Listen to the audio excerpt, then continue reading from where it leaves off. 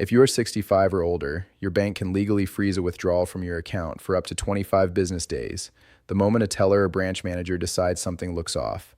And they do not have to call you first, they do not have to prove anything, and they cannot be sued for doing it. That is not a theory, that is federal and state law working exactly as written.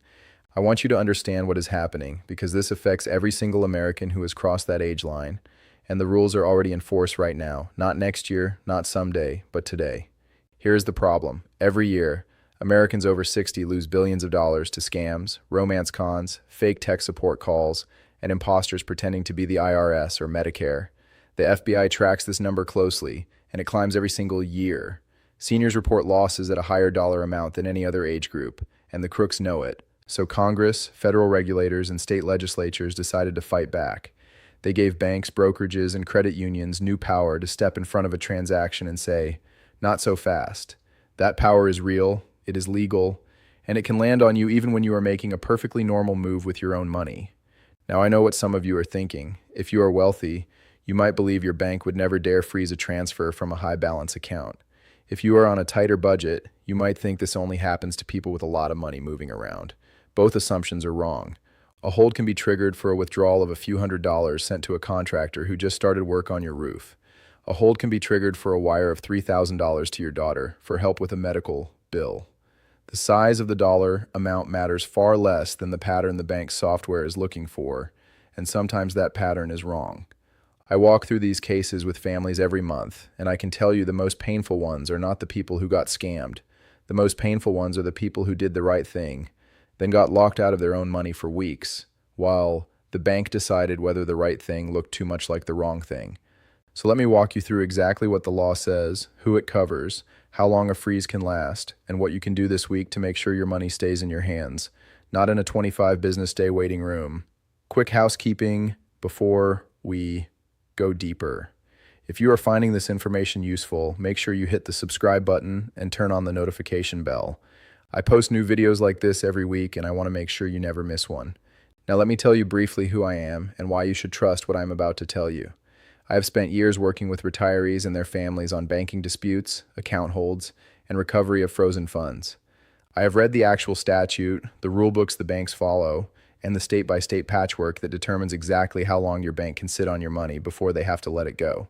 Everything I am telling you in this video comes from real federal rules and real state laws. You can verify yourself. I am not giving you opinion. I am reading you the playbook the banks are using and showing you how to play it back. Here's the first thing you need to know. The federal rule that opens the door is called FINRA Rule 2165. FINRA is the self-regulatory organization that oversees broker-dealers. That is the industry term for investment firms like the brokerage, where you might hold a stocks account or an IRA. Rule 2165 defines a specified adult as a natural person age 65 or older, or a person age 18 or older who the firm has a reasonable belief has a mental or physical impairment that makes them unable to protect their own interests. If you are 65 or older, you fall into that category simply by walking in the door.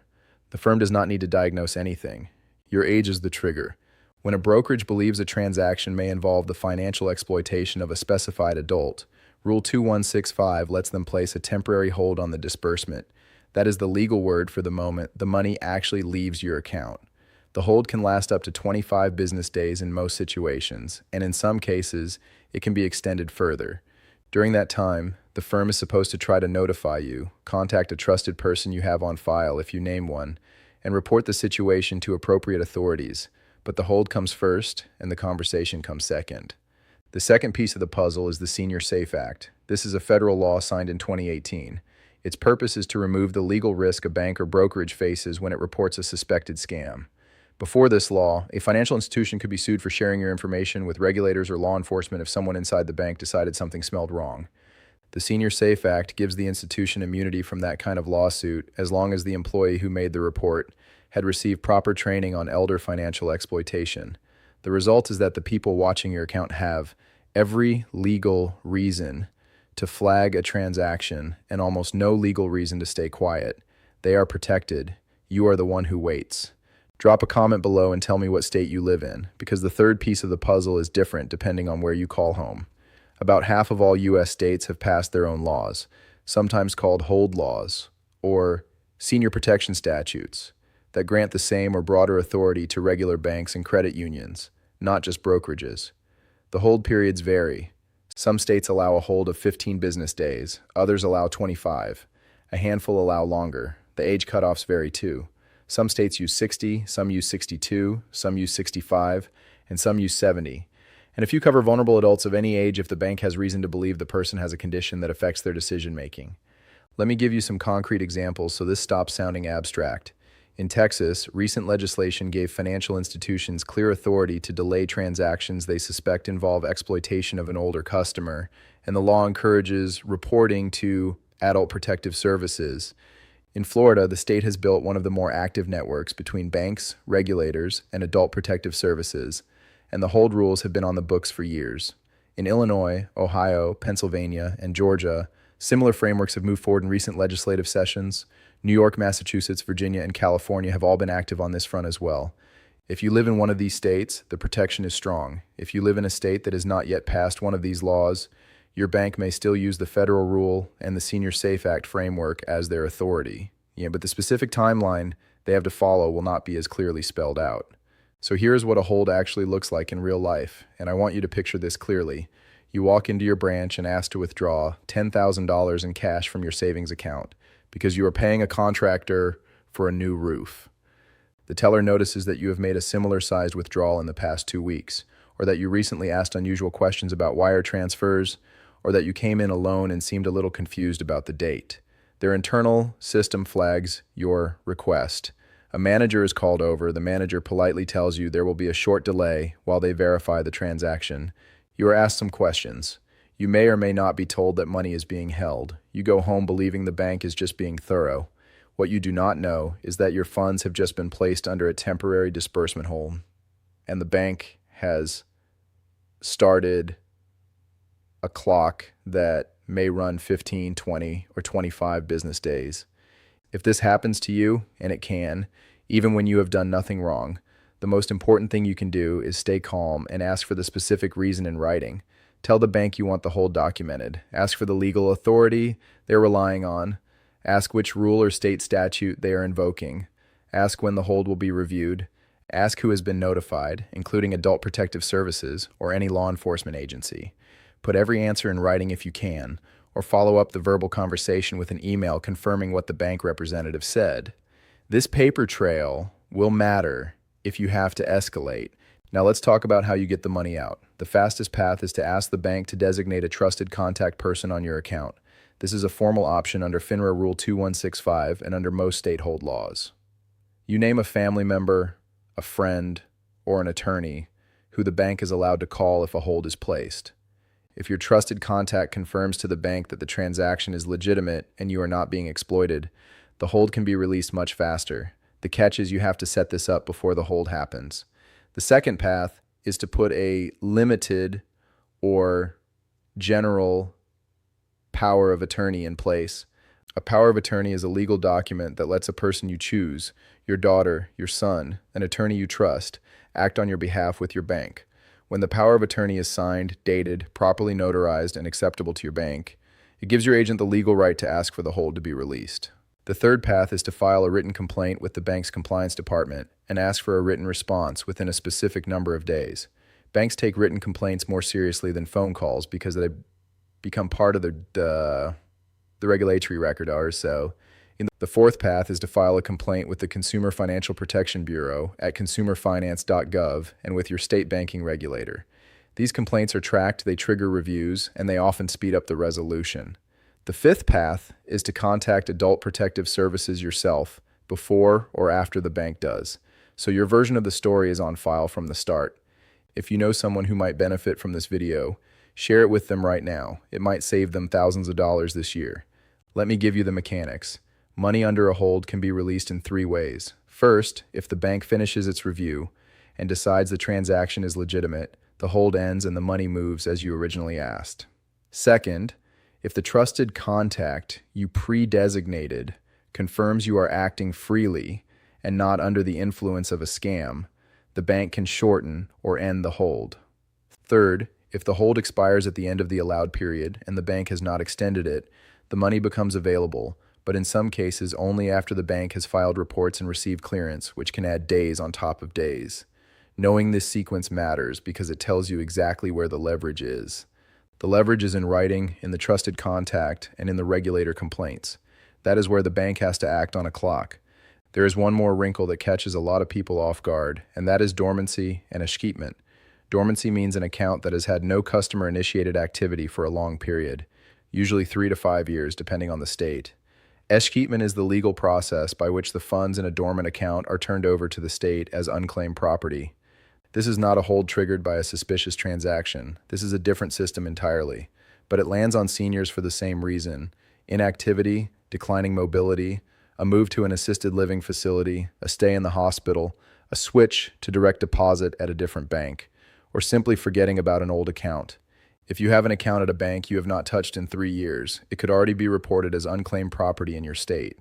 You would still be the legal owner. The state would simply be holding your money for you until you file a claim and prove you are you. The National Association of Unclaimed Property Administrators runs a free search at unclaimed.org, and I cannot stress this enough. Go check it this week. If your name is on that list, file the claim. It is free. It is yours. Let me give you a quick real-world scenario so all of this sticks together. A woman in Ohio, 71 years old, walks into her credit union to wire $8,000 to a contractor who just finished a bathroom remodel. The credit union's software sees a wire over $5,000 to an individual she has not wired to before. The teller asks a few questions. The woman explains the job is done and she wants to pay. The software flags the transaction. The credit union places a 15 business day hold under Ohio law, notifies her adult protective services, and calls the number she listed on file, except she never listed one. The contractor calls her asking where the money is. She calls the credit union asking where her money is. 2 weeks pass. She cannot pay the contractor. The contractor stops work on the punch list. She misses a follow-up appointment. By the time the hold expires, the relationship is damaged. Every step of that scenario is legal. Every step was avoidable if she had a trusted contact on file and a copy of her contractor contract with a clear paper trail showing why the money was going where it was going. That is the kind of preparation that keeps you in control. If this video is helping you, hit the like button. It helps other seniors find this information when they need it most.